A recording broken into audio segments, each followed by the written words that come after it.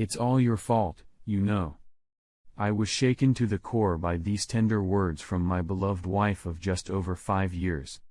We lay pressed against each other, me behind her in a warm embrace. I felt very relaxed, defenseless, and ready to fall asleep after a very passionate lovemaking session. My wife, Katie, was the initiator, which is rare. She was very animated and seemed determined to kill me with kindness, which is rare. It was definitely a case for the record books. I never questioned good things, but apparently, even I should have been wary. The piper needs to be paid. What? What did I do? Those were the only words I could squeeze out of my mostly shut-down brain, which had gone into full defense mode. That's what we guys do when we confront our spouses. We go into full defense mode, knowing we've done something wrong, and we're going to pay for it, even if we have no idea what exactly we've done. Now I was tense, but didn't dare move, waiting for the revelation of what and how much I would have to pay for. I felt a light nudge in my ribs from the woman's elbow, not hard, just for effect. You could almost say it was playful.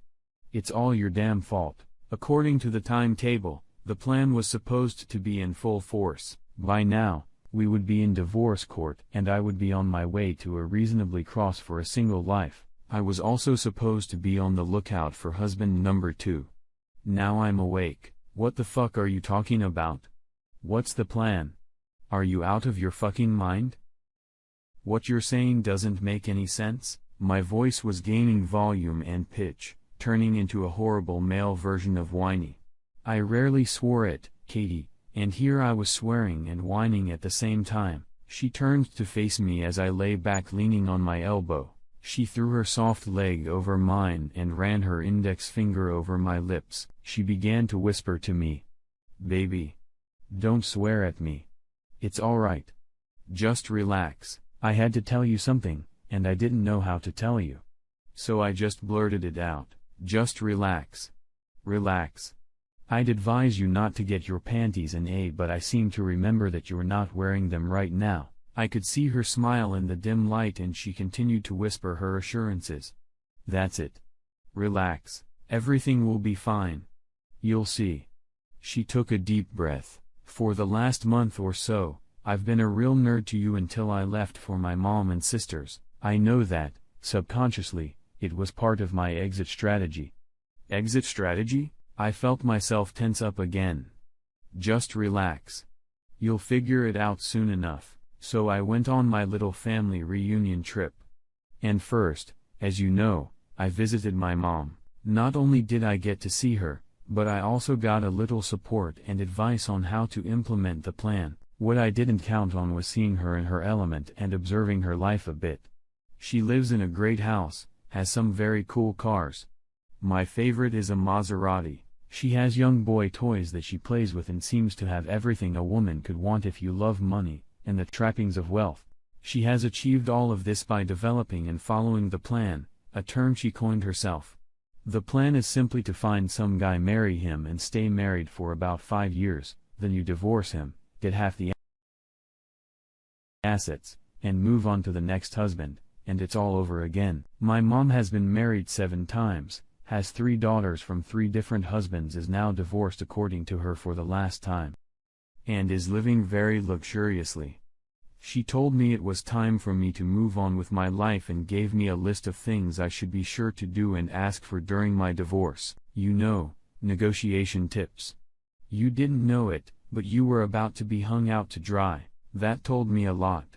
I always wondered why my wife never invited me to visit her mother or her sisters. It was like she was ashamed of me or something. In my mind, they were man-hating bitches, and I was just fly in their soup. I guess being kept out of the family get-togethers was a good thing, but it still didn't assuage my growing fear that it wouldn't end well.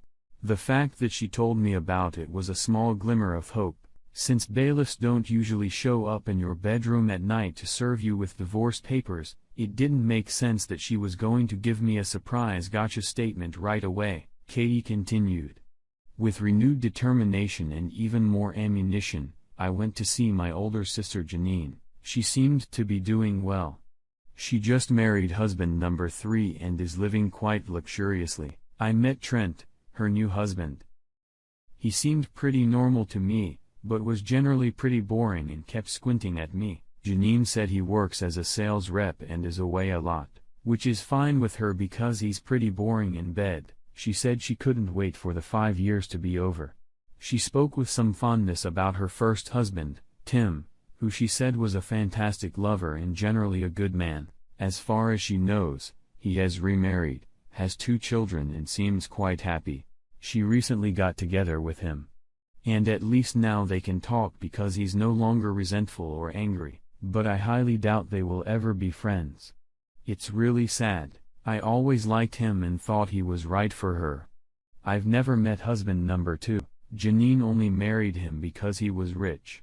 Overall, I think he treated her pretty badly. I left Janine with some doubts, but not enough to undo the first step of the plan. Janine also gave me some tips on finding a good attorney to handle our divorce and some questions to ask to make sure the attorney is totally on board with what you need to do to get the most out of you. I was starting to get angry. The woman I loved and adored was nonchalantly telling me her plans for how she was going to destroy me, not only financially, but emotionally. Katie took a deep breath and calmed me down.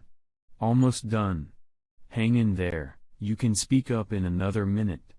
I then went to visit Cheryl. She and I had a great time as we were very close when we were younger. She was married to Kyle for almost 6 years and divorced him 2 years ago. I told her that I had just gotten in from my mom and Janine, and she asked how they were doing. She also asked, which I thought was a little odd, did they seem happy? I thought about it and replied that mom seemed content, but still felt bitter when she mentioned the former men in her life. Cheryl said that she was sure that Janine's father had really put an imprint on mom, and partly on Janine to make them both hate men the way they do. To me, that was kind of a revelation. It kind of explained why mom came up with the plan in the first place and why she preached it to us all the time when we were growing up. It was a secret that we kept from our husbands and that bound us together in a sisterhood. We were always involved in plans for the process of appeasing our current husband and delaying until his 5-year term was up, and then sort of pushing him out of our minds and hearts. It seemed that Cheryl and I could even do this to our own fathers, to whom we both felt close. At least I really believe that this was the way it was done in all families. Until I got older and had friends whose father was the father of all the children, and still remained a member of the family. The funny thing is that all of this crap we thought was normal. Cheryl and I talked a lot about our dads. She's very close to her dad, and I adore my dad, as you well know. My dad, at least to this day, is still very hurt and perplexed as to how my mom could just divorce him and kick him out. I think he wants answers.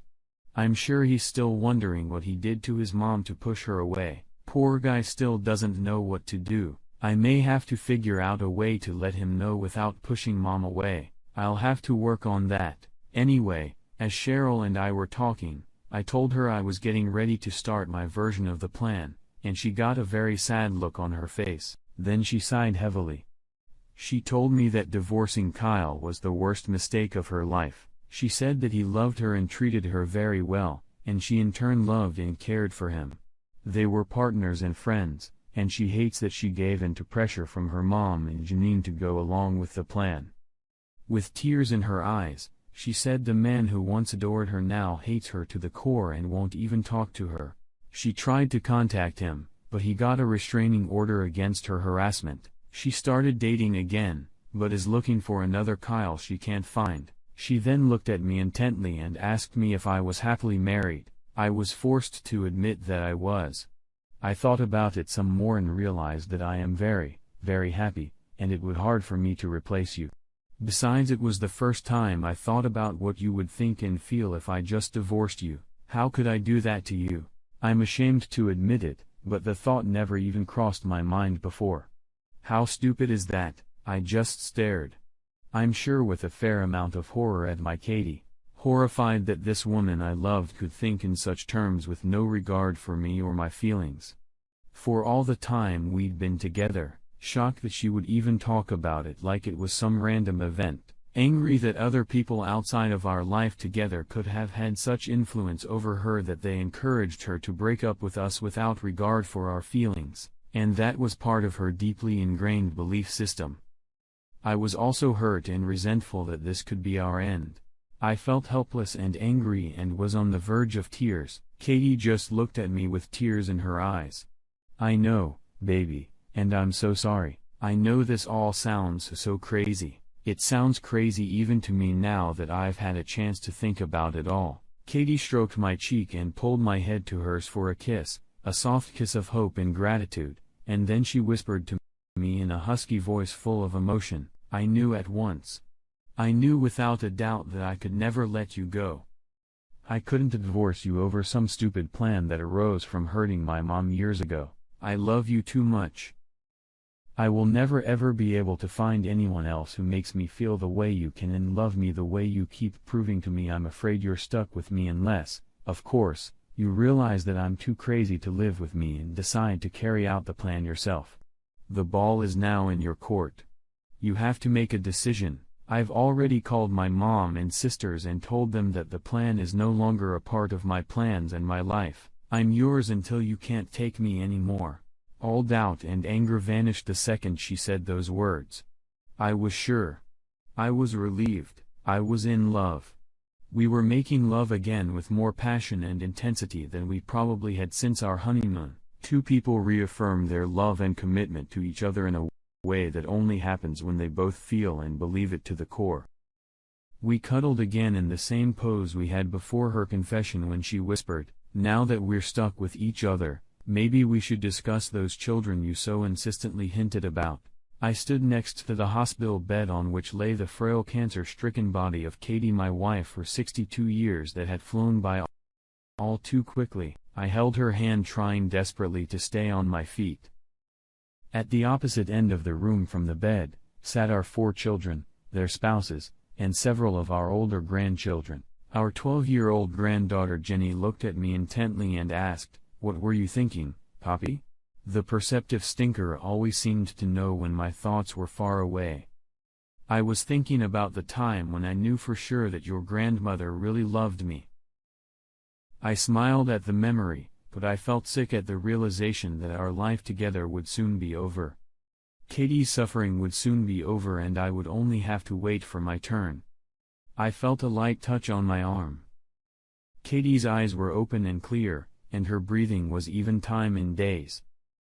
I sensed that she wanted me to move closer to her. I leaned in, and she kissed me gustily with dry lips. She tried to speak and her voice was strained and squeaky.